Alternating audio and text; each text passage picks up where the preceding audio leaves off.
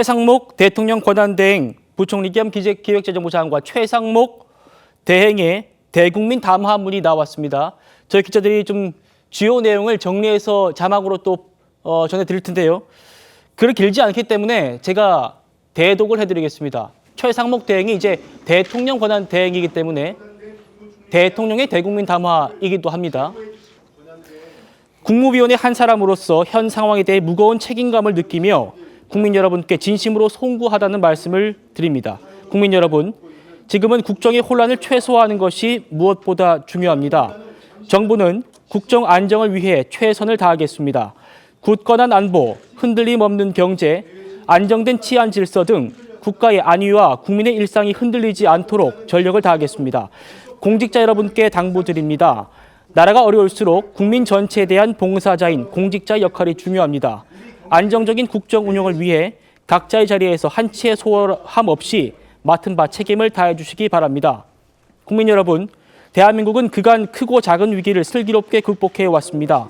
나라가 다시 한번 어려움에 처했지만 국민 여러분의 성숙한 시민의식과 정부의 책임 있는 대응이 합쳐진다면 지금의 위기도 능히 이겨낼 수 있으리라 확신합니다. 국정 혼란을 극복하기 위해 정부도 총력을 다하겠습니다. 자, 윤 대변인, 최상목 권한대행의 첫 대국민 담화문입니다. 어떻게 들리셨습니까?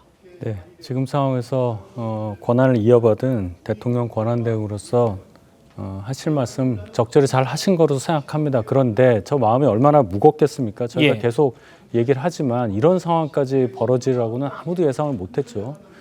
대통령 탄핵이 있은 것이 12월 14일입니다. 오늘 날짜 역산을 해보면 2주일이 채 되지 않았어요. 그 사이에 국무총리까지 탄핵이 되고 경제부총리가 대통령 권한대행으로서 역할을 해야 한다. 지금 국민들의 마음, 또 뭐 우리 경제 상황, 대외 신인도, 우리를 바라보는 외국의 시각, 모든 것이 다 엉망이 됐고 이렇게 될 경우에 민주당 논리대로라면 헌법재판관 임명 문제가 본인들의 뜻대로 되지 않을 경우에는 최후의 순간까지 국무위원들 순차적으로 다 권한대행 한 번씩 맡은 다음에 탄핵해서 딱 한 명 남을 때까지 아니면 그 이후까지도 생각한다는 거예요. 이 논리를 어떻게 깰 수 있을까?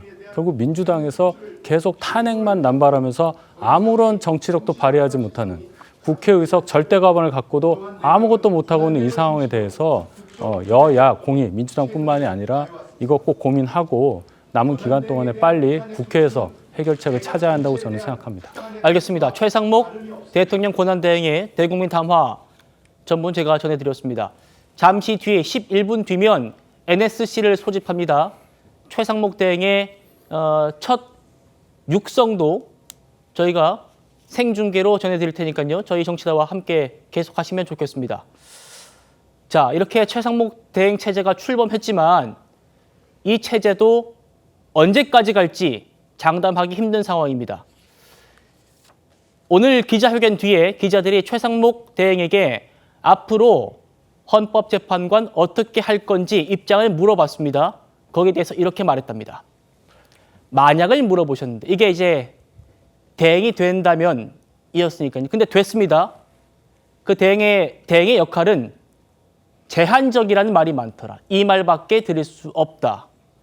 권한대행의 역할은 권한대행보다 더 제한적일 수밖에 없다. 이렇게 또 해석이 됩니다. 먼저 송 대변인께 발언 기회 드리죠. 어떻게 들으십니까?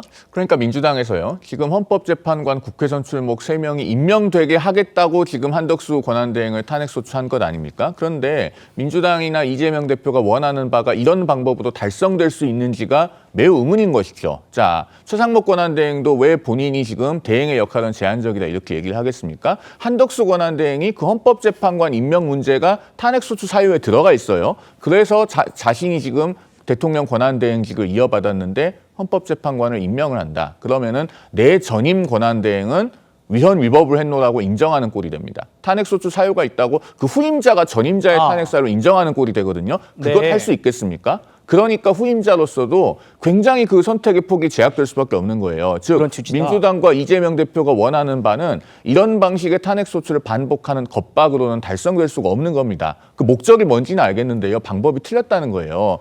겁박보다 정치가 할 수 있는 게 훨씬 많고 겁박은 정치를 이길 수가 없습니다. 지금이라도 민주당과 이재명 대표가 수권 세력을 자임하려면은 정치를 복원하는 데 힘을 쏟아야 됩니다. 탄핵소추로는 이 목적을 달성할 수 없다는 거 다시 한번 강조해서 말씀드립니다. 예, 이 제한적이라는 말이 송 대변인 말씀처럼 내 전임자가 한덕수 대행이 그거 안 했다고 탄핵됐는데 내가 지금 그걸 하게 되면 내 전임자가 불법을 저질렀다는 걸 인정하는 꼴이 되기 때문에 나는 제한적일 수밖에 없다. 결국 나도 헌법재판관 임명할 수 없다는 취지로 읽히기 때문에 민주당이 지금 반발하고 있습니다.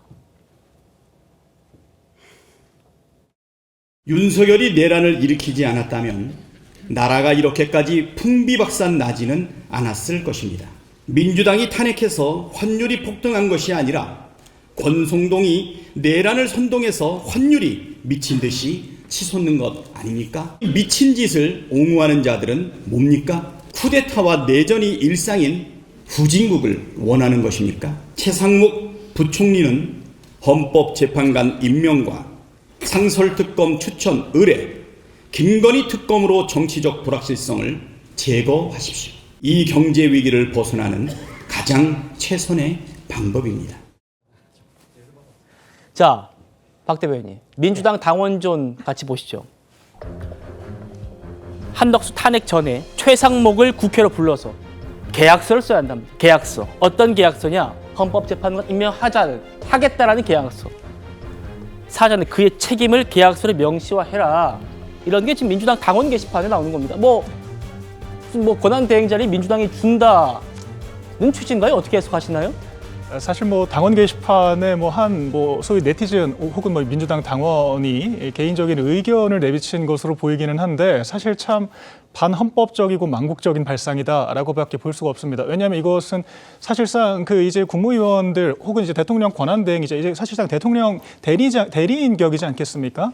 목줄을 채워놓고 국회 권력으로 쥐고 흔들겠다. 사실상 행정부를 민주당이 장악해야 한다라는 이건 사실 부적절한 야욕을 드러낸 것이다라고 볼 수 있겠는데 더 큰 문제는 이게 그 민주당 당원 개인의 의사가 아닐 수 있다라는 것이죠. 실제 이 노종명 원내대변인이 그런 식으로 아예 국무회의를 무력화시켜서 법안을 통과시키는 족족 발효시키겠다라는 식의 얘기를 실제로 한 것이 아니겠습니까? 그러니까 자꾸 민주당이 무슨 비상계엄이라는 것을 일종의 원죄론처럼 얘기를 하는데요. 저희 국민의힘도 비상계엄에 대해 찬성하는 사람 없습니다. 다만 이 어떤 사고도 이 100대 0의 과실이 발생하지는 않습니다. 그러니까 지금 이 3년 동안 민주당이 그 임기 초반부터 대통령 탄핵 당선인 시절부터도 탄핵을 부르짖으면서 이 사태까지 끌고 오에 있어서 과연 어떤 과실이 있느냐. 그게 지금 이 권한대행 탄핵 사태로 아주 그냥 명명백백히 드러나고 있는 것이죠. 그러니까 그런 이 민주당의 행정권을 향한 야욕 그리고 이런 부적절한 처신들. 그러니까 이런 데서 과연 국민들께서 이 사태의 과실을 몇 대 몇으로 볼 것이냐. 그리고 그 지점에 있어 오늘 민주당이 정말 큰 실책을 저질렀다. 저는 그렇게 평가하겠습니다.